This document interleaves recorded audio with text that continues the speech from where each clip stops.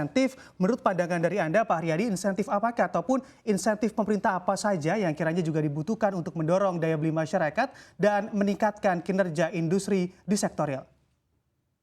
Ya, jadi kalau yang terkait dengan ya tentu upaya untuk menopang ya daya beli masyarakat untuk tidak turun lebih rendah lagi, itu saya rasa pemerintah juga sudah melakukan ya kemarin dengan adanya subsidi untuk energi, lalu juga apa namanya tambahan untuk beberapa target bantuan sosial seperti itu saya pikir juga cukup baik. Nah, sekarang yang paling penting juga di samping dari sisi menopang daya beli masyarakat itu adalah juga insentif juga untuk industri-industri itu sebenarnya bisa segera melakukan ekspansinya, Mas. Nah, ini kemarin masih kita hadapi ada beberapa permasalahan terkait dengan perizinan di online single submission misalnya contoh gitu ya, OSS yang ini juga kita harapkan bisa segera dibenahi oleh pemerintah sehingga proses untuk ekspansi itu juga menjadi bisa lebih cepat gitu.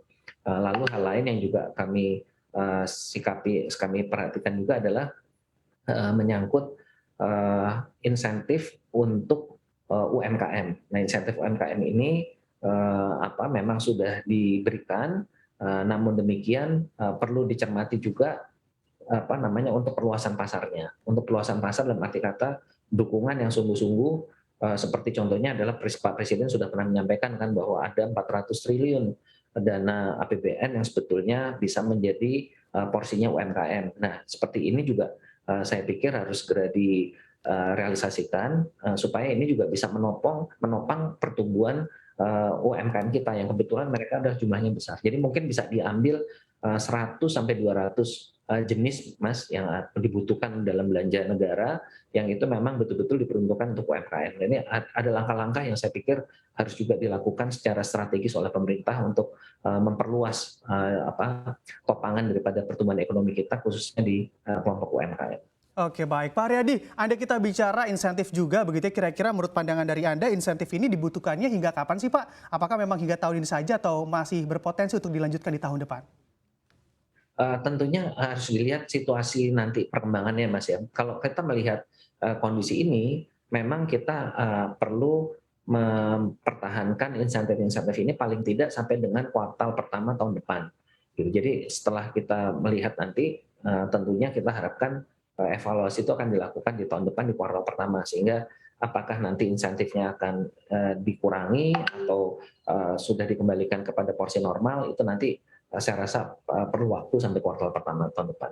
Oke, di kuartal pertama di tahun depan. Lalu bagaimana Anda melihat terkait optimisme pengusaha menghadapi tantangan industri sektor real khususnya di tengah kondisi saat ini menuju pemulihan ekonomi RI, Pak?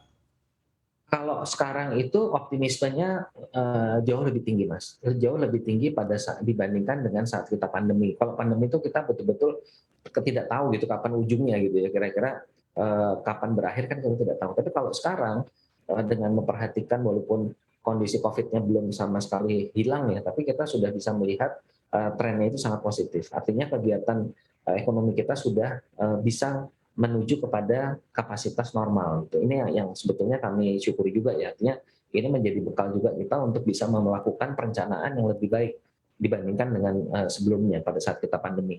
Demikian, Mas. Oke.